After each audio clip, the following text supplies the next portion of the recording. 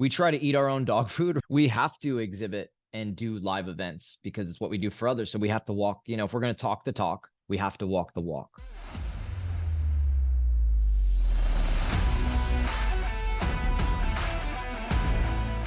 It's marketing's job to communicate the messaging, the story, the narrative of your brand.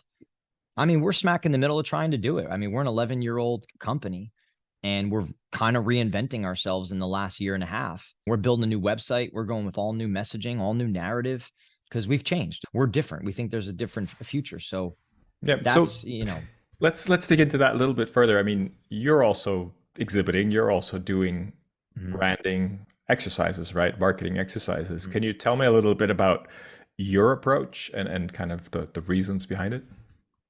Yeah, so we try to eat our own dog food, right? So I I think we have to exhibit and do live events because it's what we do for others. So we have to walk, if we're going to talk the talk, we have to walk the walk. So essentially, like, we go through our own process to exhibit. We're talking about what's our why, what's our intention, who's our customer, what do we think about our brand? How do we position our brand? Which I think is a very important one. How do you position your brand in your market? Like, not everybody can be Heinz ketchup.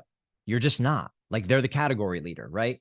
So who are you if you are tomato ketchup or something, or whatever your name is? I don't know, right? Like, you have to find your positioning and be able to, in a narrative, explain your position and why it's different, not better, because nobody cares about better, because that draws comparison. People want different. So I think it's how do you do that? So yeah, I mean, we go through our own process, the same one we put our clients through. We ask ourselves the same question. And really, at the end of the day, we're trying to tell a story about our brand that we think relays back to the problems that our customers want and need to solve. It's as simple as that. That's all you need to ask. It's not that simple. No, it's so hard, man. It's so hard. But that's marketing. Like a lot of things in life, is taking something that's complex and trying to make it simple, right? It's how do you simplify something that's not simple? So, to your point, it's not that easy, but man, I'll tell you what, you got to fight like hell to do it. You got to fight to have a message. You got to fight to tell a narrative and tell a story about your company that resonates, that hits, that your ideal prospect is like, when they see an ad or they go to your website or they see your content, they're like, man, that's what we want to do. Like, that's where we want to go. So you're constantly trying to learn your customer, listen to your customer, and then turn that into what you offer and some kind of story. So you mentioned different, not better. And I thought that was quite interesting. In your particular case, Rockway, how are you different to the others out there? Really good question. Really good question. So we talked about this a lot. And when we went to a trade show recently, right, we positioned ourselves. We had a theme in our trade show booth. We made our trade show booth look like a boutique hotel. And then we had a podcast area that looked like we were podcasting in the lobby of a hotel. So the reason that we did a boutique hotel, because boutique hotels do a couple things, right? They're intentionally designed. We feel like we intentionally design trade show exhibits, and they have personalized service. And we feel like we give personalized service to our clients. And those are two things that they need. That's one aspect. The second piece of it is it's positioning, right? We are different in our industry because I think our industry has levels, just like anyone does. We have some very big exhibit houses, we'll put quotes around it, right, that have been around for 50 years plus. They're 100 million plus. They have every resource under the sun.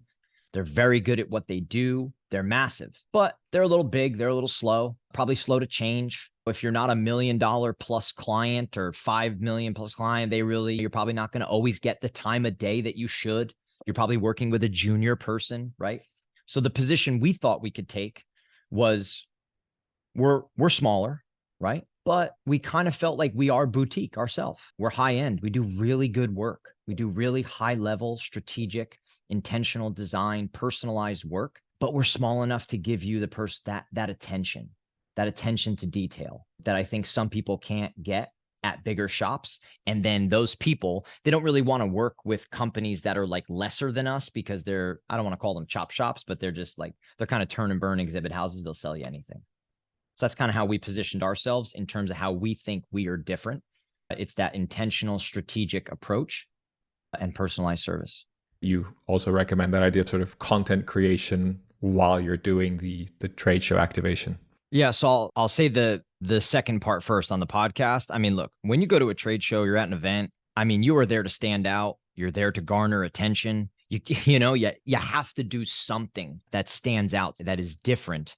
And then you have to be able to meaningfully engage with your customer. I think running a podcast or a live show, a talk show, whatever you want. I mean, if you don't have a podcast, who cares, right? But the podcast engagement play does a lot of things, I think. It draws attention. When you set up a podcast studio and you have lights, camera, people, looks like a conversation's going on, you do a lot of things. It garners attention. You get to talk to your ideal customers because you're inviting them on to tell their story, to talk about the industry. So you're getting that knowledge. You're also developing content. I think that people need to be developing content while they are live and in person. Develop content for the remainder of the year. Also makes you look like a industry leader, right? And it's, we are in a day and age where content is king. So go produce it. That podcast gives you that ability. Yeah. And I think it's a very non-salesy way to talk to somebody. Yeah, just on that point, I think, does it not take you away quite a bit from other conversations? Because you're sitting there recording the podcast, even if it's a quick one, like 15 minutes, you see other people that you know walking around. I'm sure you're nodding and other things are happening. Yeah. Is it not quite challenging to be able to sit there and concentrate and focus on that one person for 15 minutes when there's so much happening?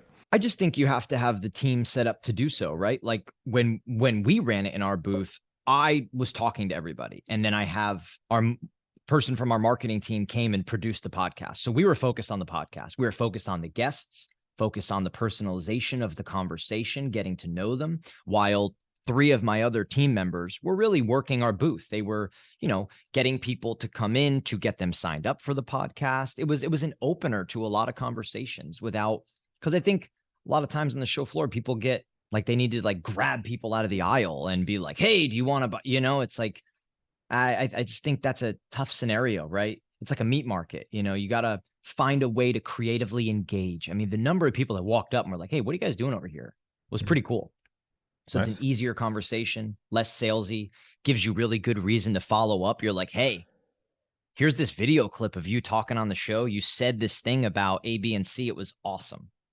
So it's a little more relationship driven.